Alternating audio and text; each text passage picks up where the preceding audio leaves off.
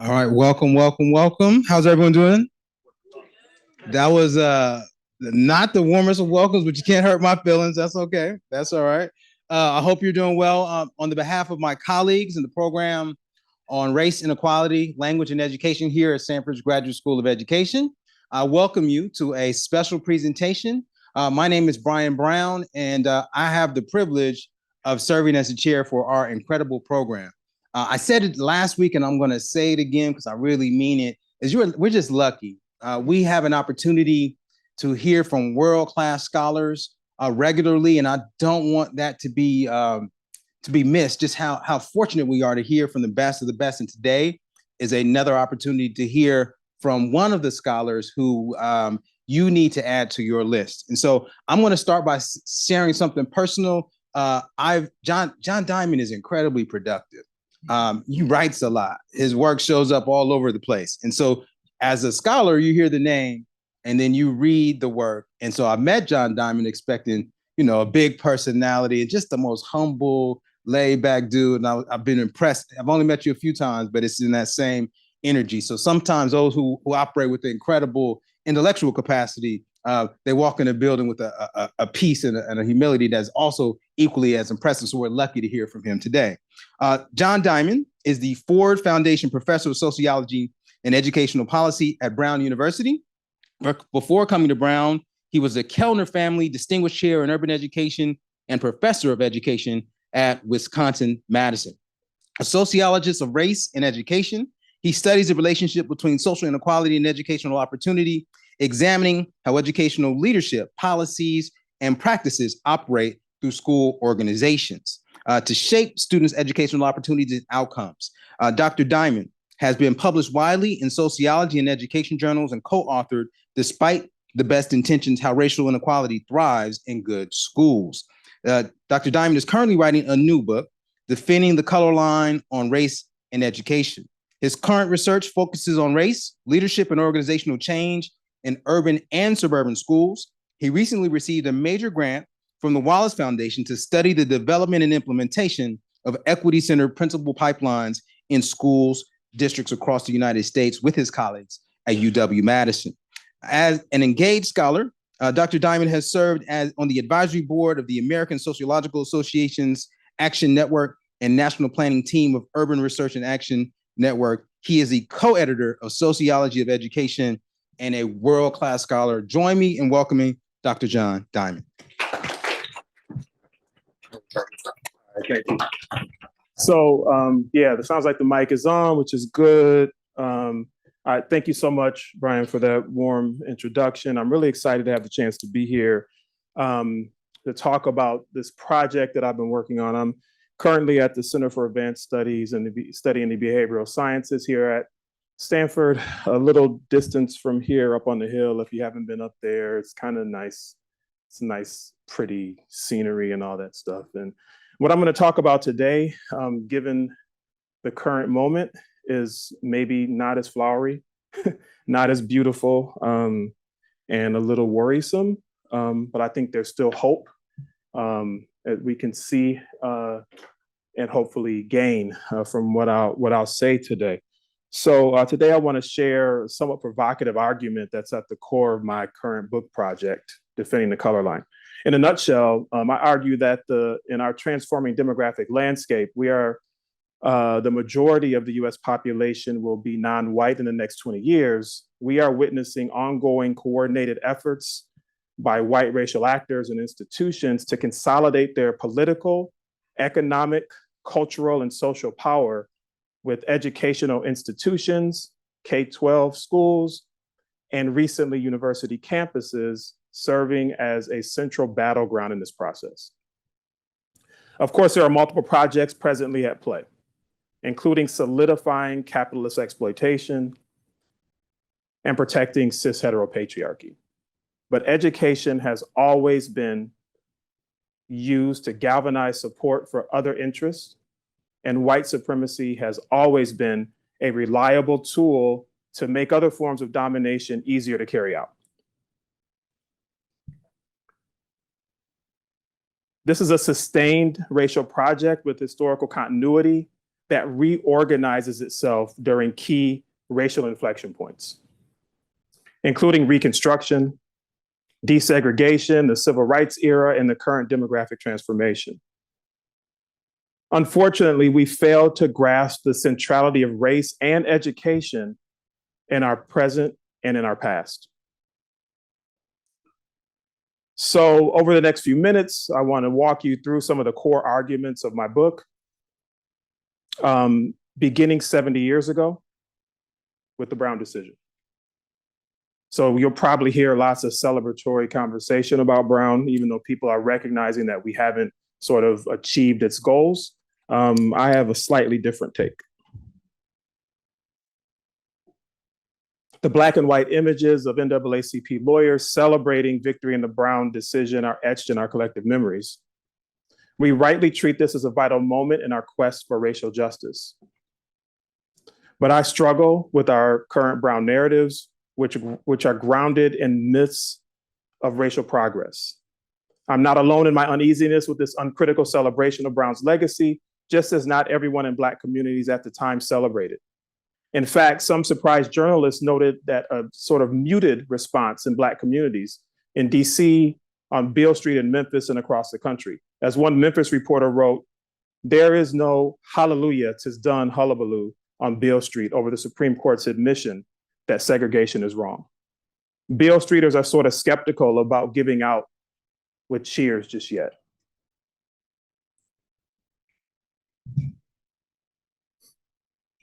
As W.E.B. Du Bois cautioned regarding integration in 1935, a separate Negro school where children are treated like human beings, trained by teachers of their own race, who know what it means to be Black, is infinitely better than making our boys and girls doormats to be spat upon and trampled upon.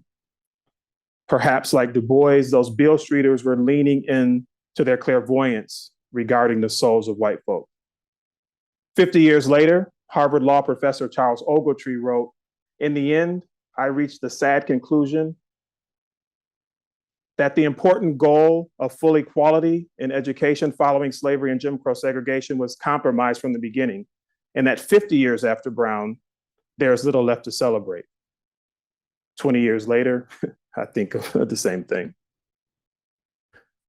Like Ogletree, who had a direct familial connection to Brown's legacy, my struggle grappling with its meaning goes far beyond dispassionate intellectual interest.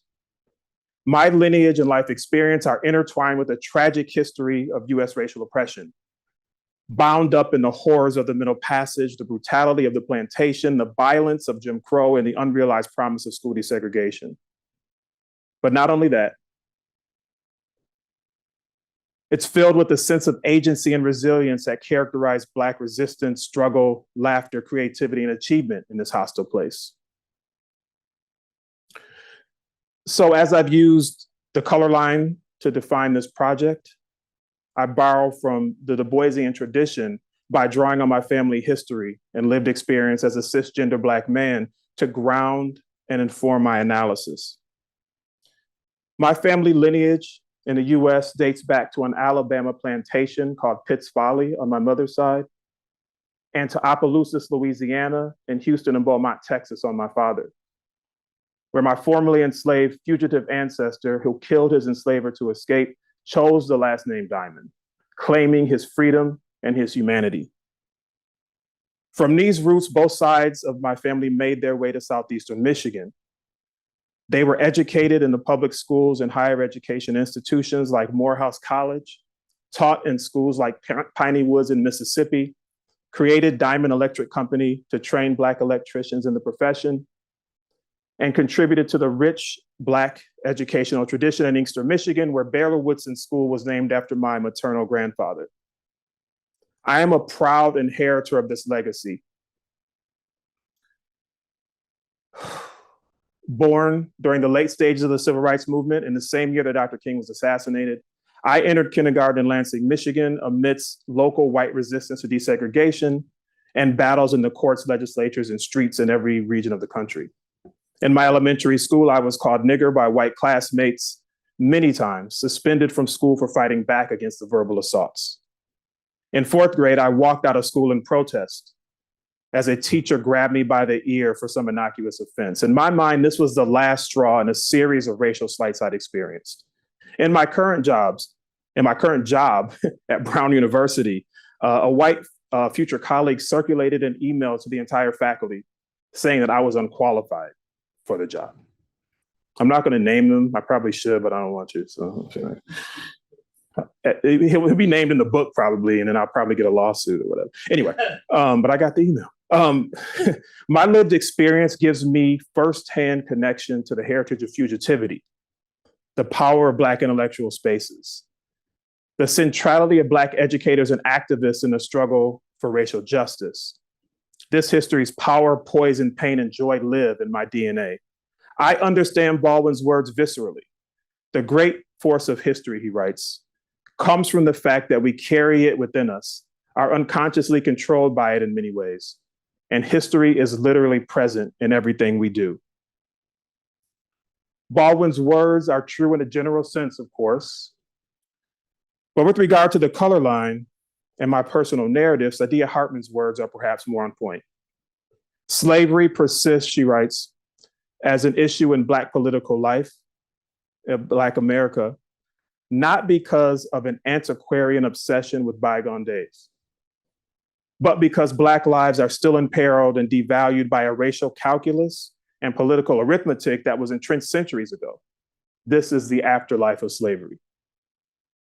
In some ways, my project traces slavery's afterlife, and more specifically, what Kiana Ross calls the afterlife of school segregation. I examine the mechanisms through which white racial actors and white-controlled institutions defend the education color line and sustain white supremacy. To be clear, my use of white supremacy is untethered from common images of racist hate groups.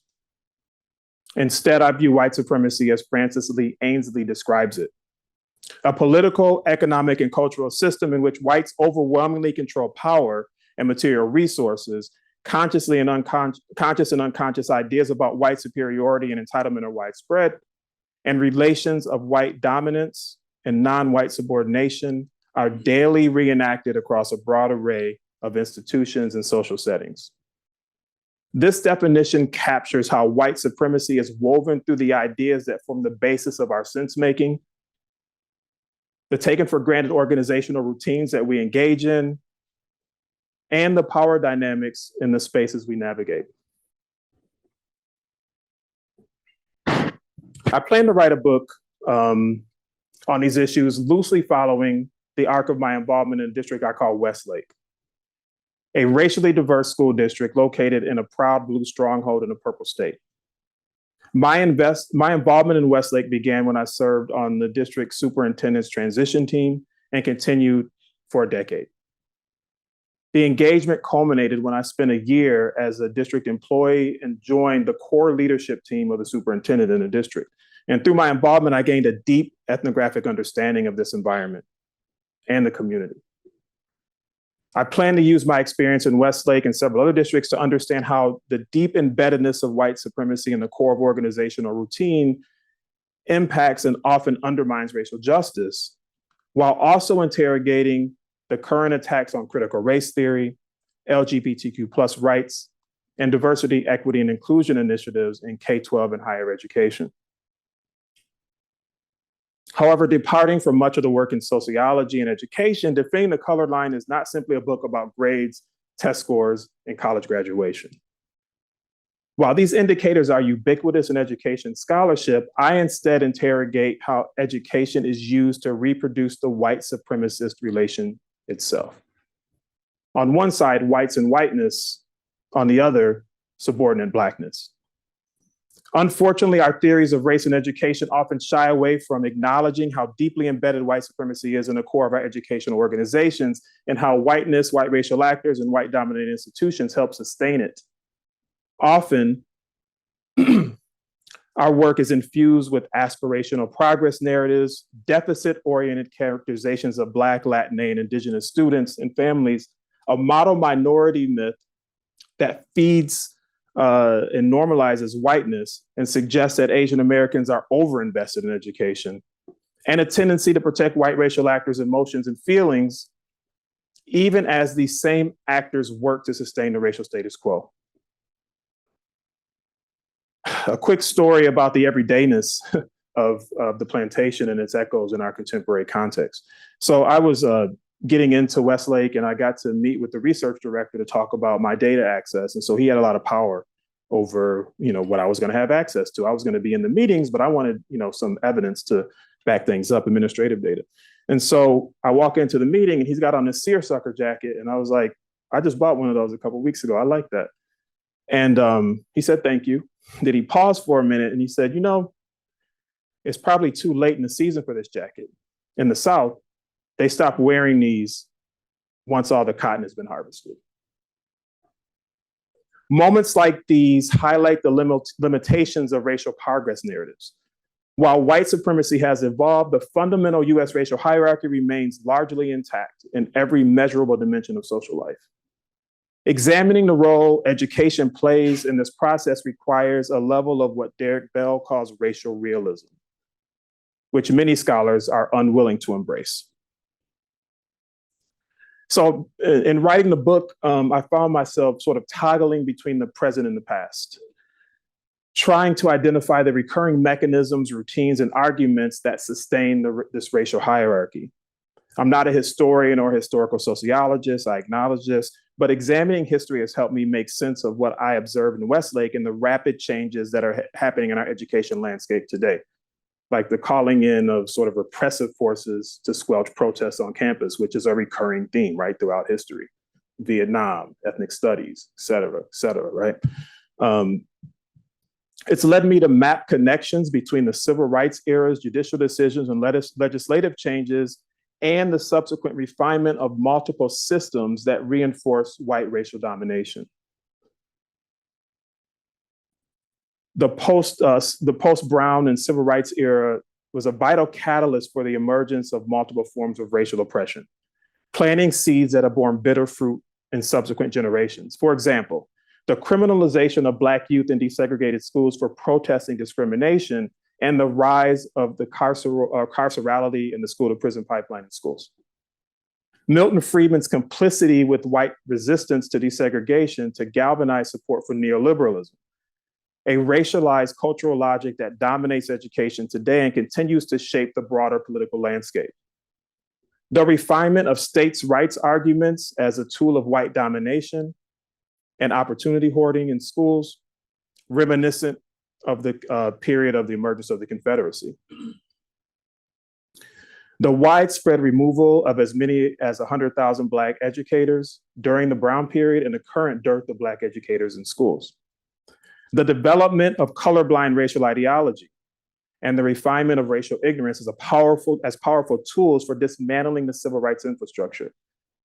Justice Ketanji Brown Jackson spoke directly to the ascendancy of colorblindness and racial ignorance in her recent dissent from the Supreme Court's affirmative action case. She writes, with let them eat cake obliviousness, today the majority announces colorblindness for all by legal fiat. And later, speaking of white racial ignorance, she says, the best that can be said of the majority's perspective is that it proceeds ostrich-like from the hope that preventing conversations about race will end racism. So as you can imagine, this is sort of a complicated case I'm trying to make, but sort of tugging on these threads and trying to knit them together has been the way I've spent this year at the center. And sometimes it feels great and sometimes it feels like a daunting task, but hopefully it'll amount to something. So I want to turn to the color line. Du Bois famously wrote that the problem of the 20th century is the problem of the color line, the relations of the darker and lighter races in Asia and Africa and America and the islands of the sea. The color line often evokes the image of a physical line separating whites from other racialized groups. It is a consciously constructed and diligently maintained racial boundary with the spoils of global exploitation concentrated on the white side of the line. In this sense, whiteness as an identity and status position leads to well-documented material advantages. But the color line also is a symbolic boundary across which racial meaning is constructed. To capture this symbolic dimension, Du Bois used the concept of the veil or plate glass. which divides the color line. Many are familiar with Du Bois's discussion of the two-ness of being Black and American, or second sight, the ability of racialized subjects to look into the inner world, into the workings of the white world. However, the color line also constructs racial meaning on the white side of the line in multiple ways. First, many whites internalize irrational myths about white superiority that manifest consciously and unconsciously. As James Baldwin argued, to be white was to be forced to digest a delusion called white supremacy. Second, whites benefit from what Du Bois called the psychological wages of whiteness, a form of psychic status advantage that buttresses white racial actors' self-esteem while also facilitating their exploitation. Finally, because of the veil separating the sides of the line, white racial actors often fail to see the humanity and lived experience of racialized subjects on the other side of the line, sort of in line with what Charles Mills calls racial ignorance. Instead, those racialized as non-white are often dehumanized in ways that justify their exploitation and evoke white anger, racial violence, and even genocide. So the color line is a physical and symbolic boundary. And the benefits from the color line accrue to people on the white side of the line. But as Leonardo writes, whiteness also becomes a coping mechanism for other injustices, such as economic exploitation and patriarchy, and prevents whites from developing a more sophisticated explanation for their own predicament, as long as whiteness is a veil that protects them. Heather McGhee argues in the book The Sum of Us that this allegiance to whiteness has deep costs. We'll soon see, in fact, if whites' allegiance to whiteness as a structural position will lead them to sort of sacrifice our democracy on the altar of that allegiance. We'll see in November. And also, the other thing I would say is, given what we're seeing on university campuses right now, in my opinion, we may be in a place where, you know, our democracy is hanging by a thread, in my opinion. But you know, people may not like that, but it is what it is. So defending the color line. Defending the color line is an ongoing, evolving process through which white racial actors and white-dominated institutions reproduce and sustain this racial boundary. The color line is policed primarily by those who benefit from its existence. As sociologist Eduardo Bonilla-Silva argues, since actors racialized as white or members of a dominant race receive material benefits from the racial order, they struggle or passively receive the manifold privileges associated with whiteness to maintain their privileges. My project details some of the core mechanisms used to sustain this racial hierarchy in education and beyond. And given the limited time I have today, which I've probably taken up a big chunk of with all these asides and like stories and stuff, I want to focus on three things. I want to focus on opportunity hoarding. I want to talk about keeping race off the table. And I want to talk about silencing racial dissent. Mm-hmm. So opportunity hoarding. It was originally theorized by Charles Tilly, and it is a process through which dominant groups who have control over some good like education regulate its circulation and prevent other groups from having access to it. Historically, white racial actors have used anti-literacy laws, burning down Black schools, like 631 of them by one count, and school segregation to reinforce racial boundaries and hoard educational opportunities. After Brown, many white racial actors and institutions scrambled to sustain this racial boundary in order to hoard educational opportunity. In response to Brown, for instance, Virginia Senator Henry F. Byrd called for massive resistance, which received widespread support across the South. Close to 100 Southern US senators and members of the House signed on to the Southern Manifesto, committing themselves to resisting integration using states' rights arguments reminiscent of those used during the Confederacy. This resistance ultimately led to Prince Edward County, Virginia, closing its schools from 1959 to 1964 rather than integrating. the emergence of white segregation academies throughout the South, and the codification of new mechanisms to defend the color line through state laws, district boundaries, and white organizations like the Defenders of State Sovereignty and the White Citizens Councils. But resistance to desegregation existed throughout the country. According to historian Daniel T. Carter, after Governor Wallace famously blocked 2 Black students from entering the University of Alabama in 1963, he got over 100,000 telegrams, over half of them from outside the South, and 95% of them were in support of what Wallace had done. And it was a moment of revelation for Wallace, who apparently said, they all hate Black people, all of them. They are all afraid of them. Great God, that's it. They're all Southern. The whole United States is Southern. History would support Wallace's contention. Sociologist Charles Payne argued that over the next several decades, conservatives were able to pull the nation's ideological center of gravity to the right, in part through the racial anxieties and racism of the rest of the nation. While resistance to desegregation was repeated in every region of the country, for example, opportunity hoarding was carried out through suburbanization, with the support of the real estate industry, the banking industry, and enforced through restrictive covenants and racial violence. And currently, attendance zones, local funding schemes, district boundaries, and district secession are used to hoard educational opportunities. Now, some would argue that desegregation is the answer, but opportunity hoarding happens in racially desegregated schools as well. In my book with Amanda Lewis, Despite the Best Intentions, we study the ways that opportunity hoarding works in racially diverse suburban school contexts, located in a liberal bastion in places that claim to be progressive. In the book's second edition, we highlight how white racial actors and parents resisted detracking. We have a second edition of the book that's coming out in 25, so hopefully in the next few months, the second edition will be out where we actually go back to Riverview and revisit the school itself. We highlight how parents delayed the detracking process in middle school math. In Riverview, the pathway to AP Calculus depended on taking Algebra 1 in 8th grade. The problem was that Black and Latinx students were disproportionately enrolled in another class called pre-algebra rather than Algebra 1. So over time, district leaders tried to consolidate the 2 classes.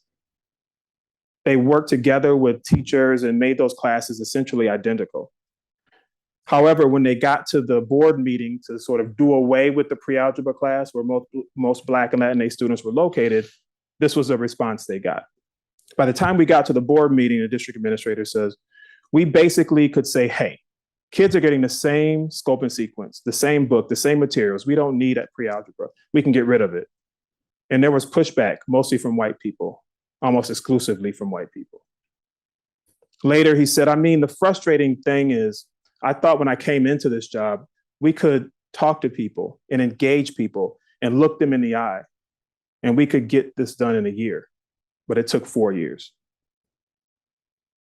This exemplifies how in the contemporary context, opportunity hoarding works to obstruct and delay the kind of change toward racial justice we want to see. Second, I'm going to talk briefly about keeping race off the table.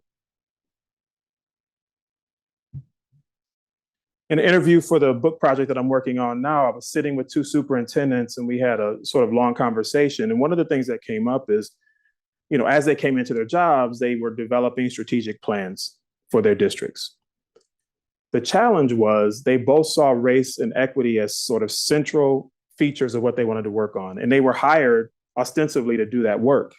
But what wound up happening is when they started writing their strategic plans, people didn't want to see race called out. So as one district administrator told me, in the original plan, the original drafts of the plan, we were very explicit about addressing the Black kids and the Latinx kids. And we got some pushback by white members of the community and actually some of our educators. And we went back and forth, and I didn't see license at that stage to put a stake in the ground around race. So think about this. They're coming into their jobs. They want to work on race and equity. They have horrible evidence and data on what's happening to their Black and Latinx kids in the school. But they get pushback for saying they want to do the work that they want to do, even putting it in the strategic plans, right? Another administrator from Westlake shared the following story. So he was in charge of overseeing principals at the high school level. And so he suggested to one principal that he put a goal for the school to focus on Black kids who were woefully having terrible outcomes in the school. The principal pulls him aside and says, look, if I say that we're going to set a goal around Black kids, I'm going to have all these white parents in here saying, well, what about my kids? It's going to create a race war. It would cause so much noise that we wouldn't get anything done. These local examples bring to mind the anti-CRT legislations that is sweeping the country, which also limits educators' ability to talk about race. While rooted in a much longer history, recent efforts grew out of the late stages of the Trump administration. During the run-up to the 2020 presidential election, Trump signed an executive order called Combating Race and Sex Stereotyping. Written with the help of the Manhattan Institute's Christopher Rufo, an anti-CRT advocate, the order's name made it sound noble, ostensibly taking a stand against prejudice. For example, Section 1 begins, from the Battle of Gettysburg to the Montgomery bus boycott, heroic Americans have valiantly risked their lives to ensure that their children would grow up in a nation living out its creed, expressed in the Declaration of Independence. We hold these truths to be self-evident, that all men are created equal. Of course, Trump's intention in crafting this order was anything but noble. Instead, it followed a long line of actions designed to solidify white voters' commitment to his reelection and re-articulating the core principles of the civil rights movement. This rhetorical sleight of hand is consistent with how US whites have used the language of freedom and equality to solidify their ability to dominate others. Over the past several decades, the white, particularly working class target audience has become increasingly frustrated with their economic precarity, a shrinking demographic majority, and their perceived loss of cultural dominance. Those frustrations have left them susceptible to empty nostalgia and racialized moral panics, currently drummed up by right-wing media outlets and groups like Moms for Liberty, who turn CRT into a supposed threat to K-12 students. Since January 2021, 36 states have introduced legislation to outlaw critical race theory, diversity training, and books related to race and LGBTQ+ issues. Trump's executive order laid the groundwork for state-level actions by Republicans in state houses using model legislation generated by a network of right-wing think tanks. Organizations like the Heritage Foundation, the Alliance for Free Citizens, and the Manhattan Institute lifted language directly from the executive order to create this model legislation. During the same period, the state of Florida rejected a new African-American Studies Advanced Placement course, with State Education Commissioner Manny Diaz writing on Twitter that we do not accept woke indoctrination masquerading as education. Florida objected to the inclusion of scholars like Bell Hooks and Kimberly Crenshaw and others whose work on intersectionality demonstrates how multiple forms of oppression interlock in what Patricia Hill Collins calls a matrix of domination. Ironically, these are the very ideas that can help us make sense of what's happening in this moment. Or maybe not ironically, right? Targeting these ideas is a strategic effort to defend the color line by promoting distorted characterizations of critical race theory under the umbrella of anti-wokeness. State legislatures are also obviously targeting higher education institutions in an effort to dismantle the civil rights infrastructure. As of July 23, 22 states had introduced anti-DEI legislation. And we can see this sort of playing itself out in the attacks on university presidents and the firing of Harvard's president. So I think these are all sort of connected processes. And oftentimes those who have broader agendas use things that they can galvanize support around to push broader agendas, right?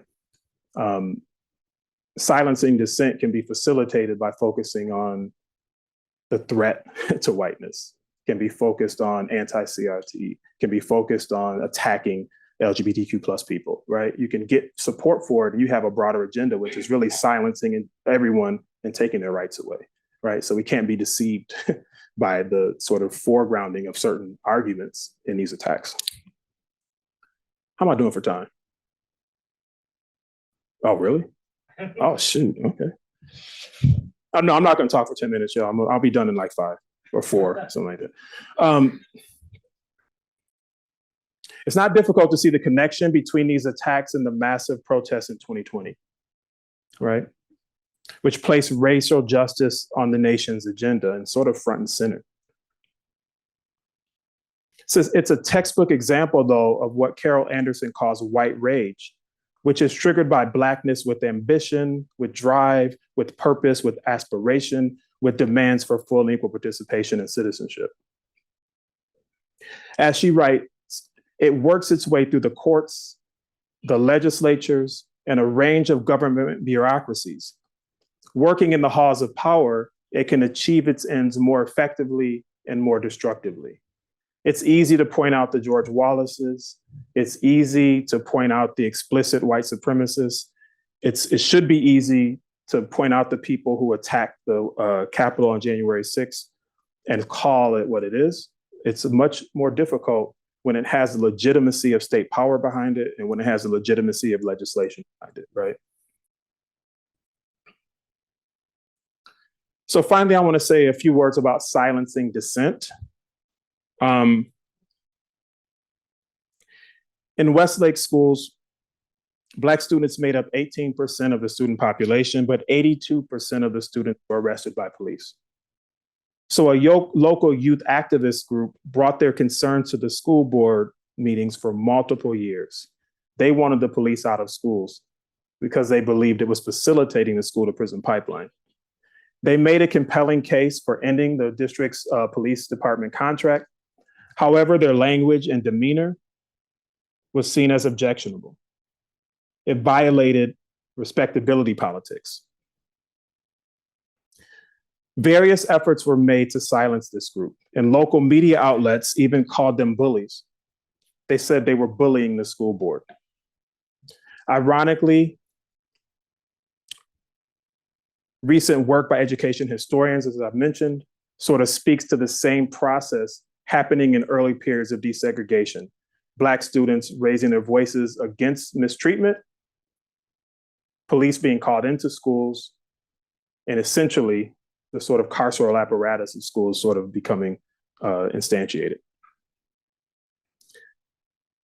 In 2020, the Westlake School Board and another large district in the state ended their police contracts after multiple years of protest and these folks coming to the board meetings. However, 3 years later, the state legislature mandated police officers in certain districts. And a move that many viewed as directed at Westlake and this other district.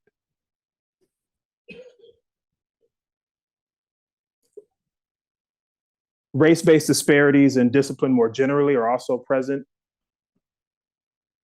Black students, again, are 18% of the student population, but 60% of students who are suspended from school.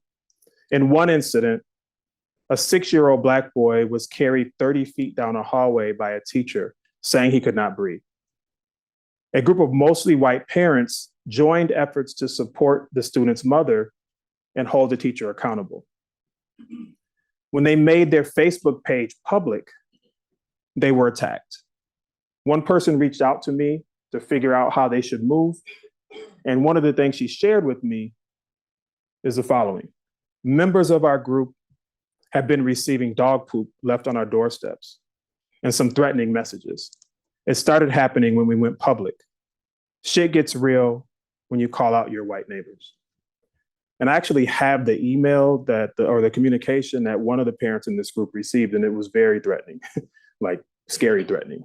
And all they were doing is saying the teacher needed to be held accountable, right? So the ways that people sort of mark these boundaries and try to either call people in or punish the violators is really powerful.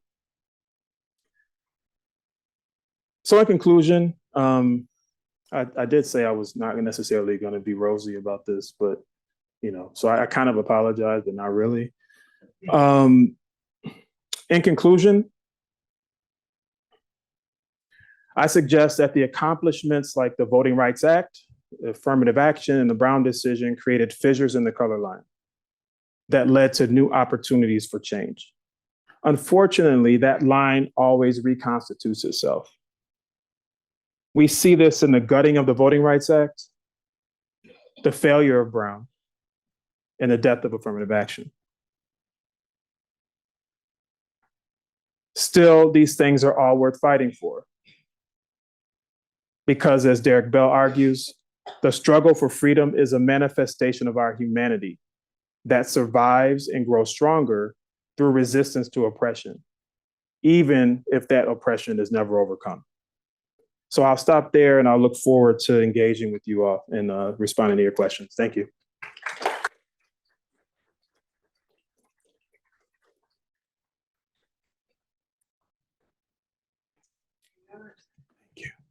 All right, welcome to the talk show portion. So we're gonna have Q&A, maybe if our microphone doesn't survive. We'll see how that goes. Okay. We do have a mic in the back as well, so check that. Okay. So first of all, another round of applause for Dr. Diamond. Brilliant work. Brilliant work. Questions before I ask my questions? I love it because I have 40. So let's jump right in. So I want to start with one of the things that was so striking about your work is the balance between the historical context and looking at the future. There was a scholar who many years ago came and talked to us about the retrofitting of racism, right? The fundamental structure of racism is the same. We're just changing the models. So the first question is, can you kind of talk about how the history is predictive of what we're seeing in these new versions? So with the rhetorical reframing of DEI as the current enemy, how's that reflective of past strategies that we're seeing in racism and building racism against people of color? Yeah, so I mean, I think what we see is a continuity over time that people tend to draw on similar arguments. So the states' rights arguments are used to take rights away from everybody. You can see this in sort of abortion right now. You can see it. So those states' rights arguments, but around race, keep recurring, right? So you see the rise of the sort of flying of the Confederate flag around the civil rights movement. And those states' rights arguments go back to the Confederacy, right? They go back even in some ways before that. Like there have been these debates, but what winds up happening is people use these legitimized arguments. They've been sort of institutionalized arguments about states' rights to sort of galvanize support for agendas to oppress people. Jefferson Cowie wrote a really good book on racialized anti-statism.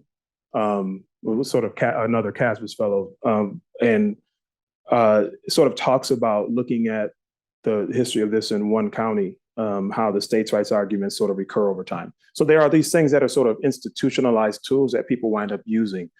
And at the inflection points around racial justice and other things, they sort of fall back on these arguments and it becomes, sort of dog whistles, but it's in code words for the work and increasingly, sort of pretty explicit.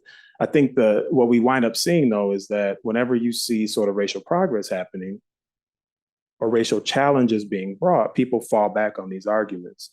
The other thing that people do is like freedom, justice, and equality is in the Constitution. I mean, so is the 3/5 clause. So people's ideas of equality have always been contested.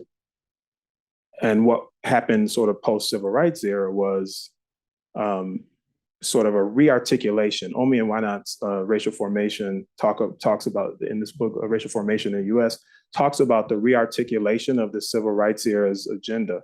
So what you had is the civil rights movement sort of shifted the ground on which we talked about racial equality and other forms of equality. It also gave tools to other movements that could sort of build on those. What wound up happening is at that point, you sort of started re-articulating what racial equality meant. And racial equality then became sort of a color evasive kind of racial equality, where what Bonilla-Silva calls abstract liberalism was at play.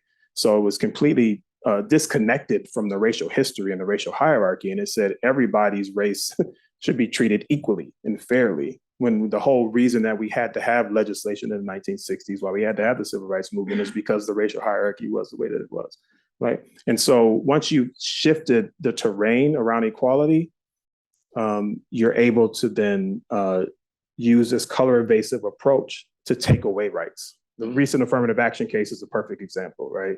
This sort of colorblind rhetoric gets used to take away rights, even though the 14th Amendment, when they had the conversations about the 14th Amendment, check out Jim Anderson's piece on this in Educational Researcher. It was 2004, I think. I know I'm dating myself, but it's a really good piece. The whole conversation was about race and the sort of, who was going to be counted, who wasn't going to be counted. To say that it's a colorblind amendment is ridiculous. And I think the justices kind of know this. But, and also read Ketanji Brown Jackson and Sotomayor's dissents from the affirmative action case, and you'll get a beautiful rendering of this history. So anyway, so there's that. The other thing that winds up happening is people take these moments of social chaos or social upheaval to push other agendas. So neoliberalism sort of has deeper roots in the history. It was sort of, there was resistance to the New Deal. And so sort of those libertarian economists were sort of pushing this sort of idea of neoliberalism. But when you sort of were able to wed these ideas of neoliberalism, and people like Milton Friedman were able to sort of say, hey, I'm not really a racist, but these white supremacists want these separate schools. This ideology kind of works for them. And, so in 1955, right at the same time Brown is happening, he publishes a piece about getting this state out of education, right? And so the same arguments we're having about the sort of racialized nature of neoliberalism in the contemporary context has roots in that moment. So it's not just that people are using these things to for purposes of reinforcing white supremacy, but they certainly will draw on white supremacy to get what they want, right? And they use it as a tool. So neoliberalism is an example, how it sort of functions in a contemporary context, the sort of ways that they sort of reconfigured equity and defined it, the ways that states' rights arguments keep coming back. And in the contemporary context, there's sort of attacks on how can we dismantle the civil rights infrastructure, right? So the civil rights movement shifted the ground, but it also created a legislative and judicial infrastructure that needed to be rolled back. So you can see this is what's happened with desegregation. You can see it in K-12 and higher education. And now what you see is the only things that we have to protect people from domination within our institutions are under attack. DEI is under attack. The presidents are under attack. The universities are under attack. And ultimately, our voices are under attack. So you kind of see how, people are responding to this sort of racial contestation leads to this back and forth interplay. That's a long answer. But but that's kind of what yeah. Excellent. Questions?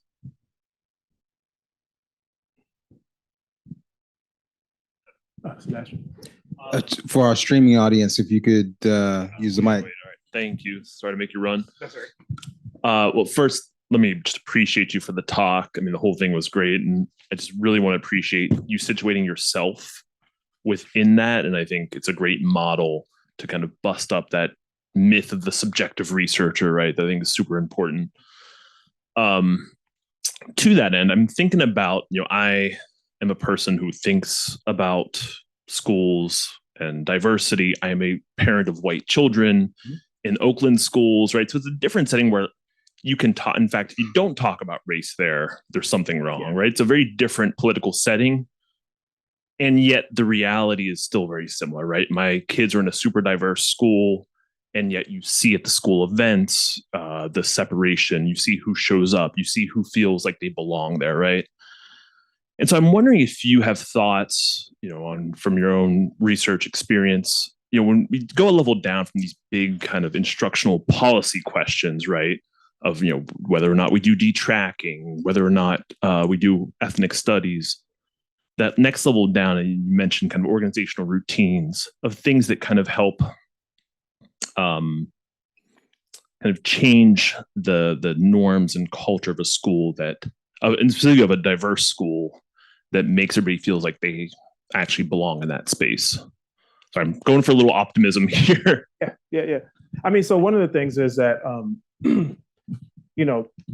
sometimes some of the superintendents I talk to, for example, one of the things that they talk about is, I kind of need movement activism to push my agenda. Like, so, you get complaints from the NAACP and a community about the need to deal with discipline. That's a voice from the community that sometimes some of these people who actually do want to work for racial justice sort of welcome. They can't say they welcome it all the time, but they certainly, sometimes I've seen people say, well, we really need that kind of activism. So, I mean, I think one of the first things is keeping the pressure on these institutions to the extent that we can, to actually push them to make change. And I mean, there's obviously pressure that's coming from sort of the side of sustaining white racial domination as well. But I do think, keeping that activism present and sort of figuring out ways to build on it. The other thing I would say is that there are people, I don't think people go to schools or go into education because they necessarily aren't open to changing what's happening. And so I do think that people need tools for thinking about how their organizations function. And so one of the things, I wrote a piece with Luis Gomez recently where we talk about the ways to disrupt white supremacy in schools requires us to sort of wed organizational scholarship, particularly work on organizational routines, with our sort of critical scholarship on the way that race embeds itself within our organizations. So organizational routines are sort of the DNA of how organizations function. And if we're able to sort of slow the process down and identify the moments when forms of inequality play out in those routines and disrupt the routines and reconfigure the routines, we may be able to create organizations that are more racially just. So that sort of functions on a micro level. I think the sort of micro and institutional level. And then I think the external pressure is another catalyst to making some kind of changes, because essentially anything that happens in terms of people's rights in this country, probably globally, has been tied to sort of movement activism. And then the legislators and other people take credit for it. But it typically is, people push for change. They push for revolutionary sort of approaches to changing, radical approaches to changing things. And then organizations can change. But those people of goodwill who want to make those changes, they need tools for how do I think about this stuff? And that's what I've been trying to work on. So I'm going to ask you to help our grad students with an idea. Yeah. One of my favorite pieces is Catherine Prendergrass's work on the economy of whiteness. She argued, like any economic privilege, the more people have it, the less valuable it is. And it aligns very strongly with your idea of opportunity hoarding. So can you talk a little bit more, like for our students, as they use and think about these ideas of race and opportunity, how does that play out in modern schools? Whiteness, opportunity hoarding in your eyes? So, I mean, what winds up happening is, I talked about Du Bois's color line in a way that, sort of people internalize these ideas. And talking about organizational routines, people are, people are interacting with each other with ideas about who's capable and who's not capable, who's worthy and who's not worthy, embedded in the routines themselves, right? And it's the day-to-day processes through which these things play themselves out, right? So Black kids in schools just have less freedom of movement. They have less choice about how to wear their hair. They have less choice about what clothes they can wear, particularly Black and Latina and Indigenous girls, right? And girls generally, right, have less ability to wear the clothes they want to wear, right?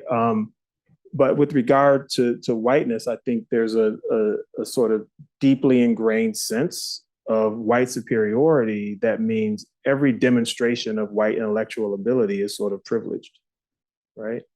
And every demonstration of Black intellectual action and Latin intellectual action is sort of tends to be denigrated, from the way we talk, dress, walk, wear our hair, all those things, right? And those things become embedded in schools' daily processes. In the book, Despite the Best Intentions, we talk about, kids not being able to move through the hallway freely. Well, white kids can move through the hallway freely, but not the Black kids, right?